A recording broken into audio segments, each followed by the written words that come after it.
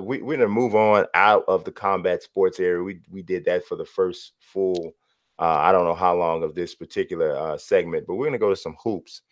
And I would say the biggest story right now in basketball is the return of DeMarcus Cousins and the impact it's had or and will have on the team moving forward. So the Warriors are 2-0 with him back, and they've looked good, definitely looked good. But one thing we do have to say is that they were already looking good before he came back. Like they were already on a 5-game winning streak when before he came back. But I even though they haven't completely hit their stride yet, they are at a point now where to me they look absolutely scary. Like absolutely scary. Because I mean, there are just so many weapons. Like you don't like nobody has no single person, or I would say almost no two people on this team has to play well in a Right. specific game for them to win. And They can if have three all-stars have the worst games of their lives and have two all-stars play well and win. and still have a decent chance to win. Yeah. And it's something. It's something. So his first game, he fouled out in like 15 minutes. So a couple of the fouls were ticky tack fouls. They were a couple of them were ticky tack fouls, but he had 14 points, 6 boards, 3 assists, a steal, and a block in 15 minutes. He knocked down 3 or 4 on three in that first game, and then in the second game against the Lakers, which was a blowout, and Klay Thompson lost his mind with 10 threes, 44 points. Now, to support what I was just saying, Steph Curry was 3 for 12 in that game, 2 for 10 from Right. 3-point range. Draymond Green was 1 for 4 in that game, 0 for 2 from 3-point range. But Clay had 44 and Durant had 20, and they win. Easy. They didn't barely win. They won by 19. Yeah. And Boogie had 8 points, 9 boards, 5 assists in 21 minutes. He didn't shoot well, 2 for 9 from the field, 0 for 2 from 3-point range. They look scary, man. They look Well, scary. my thing is, I think the Boogie thing, he's a tag along. I honestly think this is a little bit embarrassing for him in a way because they don't need him, and he did this out of spite because he felt like he wasn't getting the offers that he wanted, and they essentially he's going to be they're renting him for a year as an offensive role player when they don't need him to win the championship at all. They were clearly a team who's been to the finals over and over and over again, and they were coasting in the regular season, making sure that injuries are right, adapting to the few new players they have, getting their uh, big man situation situated now that JaVale is gone or whatever. But they were fine. They were 100% going to win. They're still 100% going to win. Boogie doesn't change any of the matchups that they would have had because they were going to win anyway. It's literally Team USA. It's not figuratively Team USA. It's literally Team USA versus the rest of the league. Everybody in the starting lineup is on Team USA. So does Boogie change anything? Does he make them more unfair? I mean, not necessarily, not really. I think it would be worse if it was like a Clint Capella type. That would be worse because then you'd have no. Then they would be less vulnerable in the pick and roll. Um, Boogie's not a great pick and roll defender. He's not a great any kind of defender really. So there's some matchups where some He's a teams. he's a I think he's an above average space guy in terms of clogging the middle. If you look at like his defensive metrics, or especially with the Pelicans before he got hurt, they were a better defensive team with him on the floor. And a lot of it was limiting offensive rebounds and limiting field goal percentage in the lane. And this was even with Anthony Davis off the floor. But it was Yeah, but with specifically with most of the Cousins. league playing 4 out, 5 out pick and roll, I just don't see him as being a real defensive factor the way Clint Capella and Oh, JaVale. absolutely not. That's Not what and on that, Yeah, that's my not on entire Clint point. Capella. It's not to say that Boogie's the worst defender in the world, but in terms of the better centers in the league, he is one of the worst defenders amongst the better centers in the league. So, because most of the rest of the centers in the league are either known for defense or additionally known for defense. But Boogie's obviously a great player, and it is what it is. But they were going to win anyway, so who cares? I mean, I think that they were probably going to win anyway. I would say 90%, 95% that they were going to win anyway.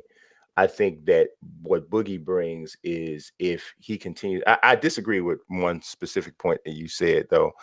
What I think Boogie brings is that he is, if like, I don't expect Boogie to be the 27 and 12 guy that he was in New Orleans or when in Sacramento. It's just not enough basketballs around for him to get those type of numbers with this team. But I think the fact that he has the skill set that he has and that he can plug in as this type of a role player does make them potentially better.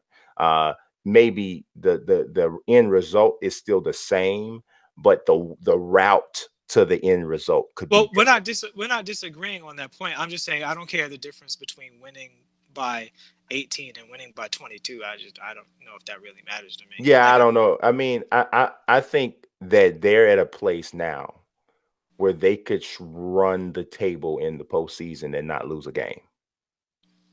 Like, I think that if things come together, um, the way they can with this particular group, they do still have some depth issues, but I think they're at a place where they could potentially run the table and not lose a game in the postseason, and that would, to me, be a significant enough accomplishment where you'd be like, and I don't know that they could do that without Boogie.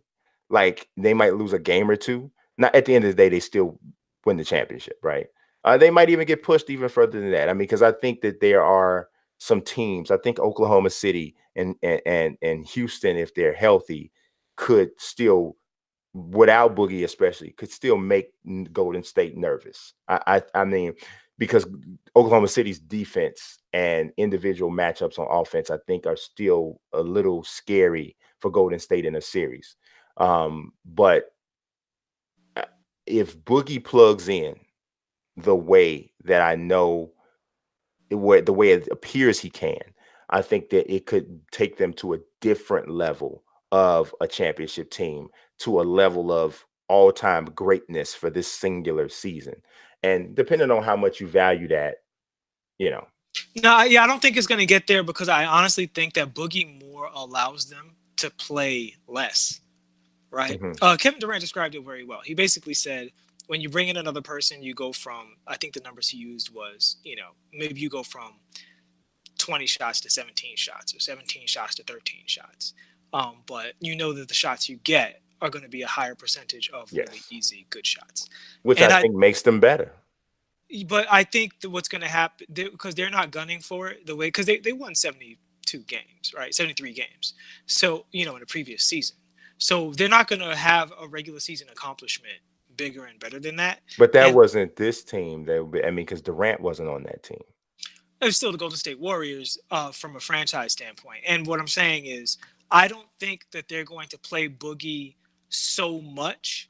And also, other players that are nicked up when Boogie is playing are going to play less. I don't think until we get to the end of the season are they going to be even looking to be like working on all cylinders because they've been here so often before. They're just thinking, let's integrate Boogie, let's get our young talent going and all that stuff. Let's keep a rhythm. Whoever's got it is cool. We get first place, second place, who cares?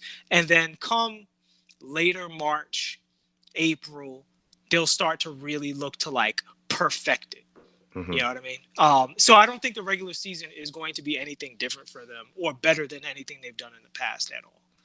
Yeah, I don't know. I don't know. We'll see. And you were saying, the part I disagreed was you said you thought this was embarrassing for him.